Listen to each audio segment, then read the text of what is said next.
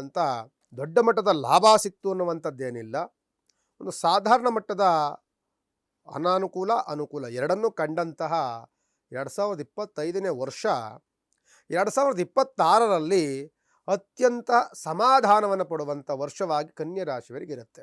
ದೃಷ್ಟಿಯಂತೂ ಇರುತ್ತೆ. ಶನಿಯ ದೃಷ್ಟಿ ನೇರವಾಗಿ ಸಪ್ತಮದಲ್ಲಿ ಕನ್ಯಾ ರಾಶಿಗೆ ಬಂದರೂ ಸಹ ನಿಮ್ಮನ್ನು ಕಂಡಾಗ ಅಸೂಯೆ ಪಡುವಂಥವರು, ನಿಮ್ಮ ಬಗ್ಗೆ ಅದು ಇದನ್ನು ಮಾತನಾಡ್ಕೊಳ್ಳೋ, ಏನಯ್ಯ ಇವಾಗ ಹಿಂಗಿದ್ದ, ಅವನೇನು ಅವನು ಅಹಂಕಾರ ನೋಡ್ರಿ, ಅವ್ನು ಬೆಳೆಯೋದು ನೋಡ್ರಿ, ಅವನು ಇದೆಲ್ಲವೂ ನಡ್ಕೊಳ್ಳೋವಂಥ ಜನಗಳು ಇದ್ದೇ ಇರ್ತಾರೆ.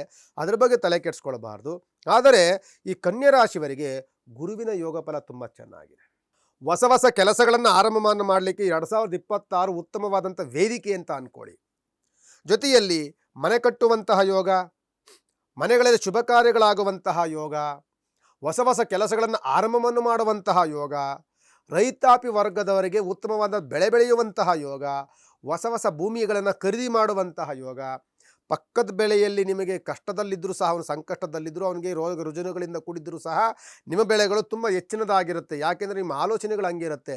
ಯಾವ ಬೆಳೆಯನ್ನು ಹಾಕಬೇಕು, ಆ ಬೆಳೆಯನ್ನು ಹೆಂಗೆ ಸಂರಕ್ಷಣೆ ಮಾಡ್ಕೊಳ್ಬೇಕು ಅನ್ನುವಂತಹ ಒಂದು ಯೋಚನಾ ಶಕ್ತಿ ಕನ್ಯಾ ರಾಶಿಯವರಿಗೆ ತುಂಬ ಜಾಸ್ತಿ ಬರುತ್ತೆ. ಕನ್ಯಾ ರಾಶಿ ಅಧಿಪತಿ ಬಂದಂಥ ಬುಧಗ್ರಹ, ಬುಧಗ್ರಹನೇ ಯೋಗ ಫಲದಲ್ಲಿದ್ದಾನೆ. ನಿಮಗೆ ಬುಧಗ್ರಹ ಯೋಗ ಫಲದಲ್ಲಿದ್ದಾಗ ನಿಮ್ಮ ಚಿಂತನೆ 10 ಜನ ಯೋಚನೆ ಮಾಡುವಂಥದ್ದು ನೀವು ಒಬ್ಬರೇ ಯೋಚನೆ ಮಾಡ್ಬೋದು. ಅಂತಹ ಚಿಂತನೆಗಳು ನಿಮಗಿರುತ್ತೆ.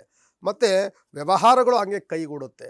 ಗುರುವಿನ ಬಲ ಬಂತು ಅಂತ ಅಂದರೆ ನಿಮಗೆ ಉತ್ತಮವಾದಂಥ ವರ್ಷವಾಗುತ್ತೆ. ಶುಕ್ರನ ಬಲ ಚೆನ್ನಾಗಿದೆ, ಗುರುವಿನ ಬಲ ಚೆನ್ನಾಗಿದೆ, ಮತ್ತು ಬುಧನ ಯೋಗ ಫಲ ಚೆನ್ನಾಗಿದೆ, ಬುಧ ಆದಿತ್ಯ ಯೋಗ ಫಲ ಚೆನ್ನಾಗಿದೆ.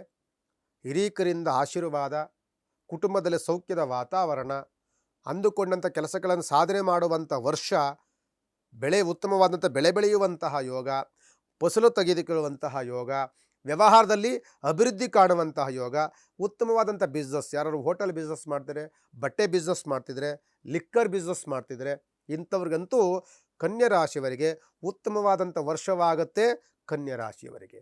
ಆದ್ದರಿಂದ ನಿಮ್ಮ ರಾಶ್ಯಾಧಿಪತಿ ಬಂದು ಬುಧಗ್ರಹ.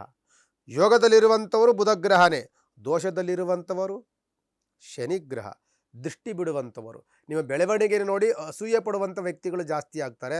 ಹಾಗಾದರೆ ಏನು ಮಾಡಬೇಕು ಗುರುಗಳೇ? ಶನಿ ಶಾಂತಿ ಮಾಡಿಸ್ಕೊಳ್ಳಿ. ಸಣ್ಣದಾಗೆ ಶನಿ ದೇವಸ್ಥಾನಕ್ಕೆ ಹೋಗಿ ದೀಪದ ಎಣ್ಣೆಯನ್ನು ದಾನ ಮಾಡಿ, ಎಲ್ಲಾದರೂ ಹನುಮಂತನ ದೇವಸ್ಥಾನಕ್ಕೆ ಹೋಗಿ ಒಂದು ಪ್ರಾರ್ಥನೆ ಮಾಡ್ಕೊಳ್ಳಿ. ಆದಷ್ಟು ಸಹ ಈ ಕನ್ಯಾ ರಾಶಿಯವರು ಮಂತ್ರಾಲಯಕ್ಕೆ ಹೋಗುವಂಥದ್ದು, ಮಹಾವಿಷ್ಣು ಔಪಾಸನೆಗಳನ್ನು ಮಾಡುವಂಥದ್ದು, ಇದನ್ನು ಹೆಚ್ಚಿನದಾಗಿ ಮಾಡಿ ಕನ್ಯಾ ರಾಶಿಯವರಿಗೆ 2026 ಇನ್ನೂ ಅತ್ಯಂತ ಯೋಗ ಫಲವನ್ನು ಕಾಣುವಂಥ ಅದೃಷ್ಟ ಬರಲಿ ಅಂತ ನಾನು ಭಗವಂತಲ್ಲಿ ಪ್ರಾರ್ಥನೆ ಮಾಡ್ಕೊಳ್ತೀನಿ.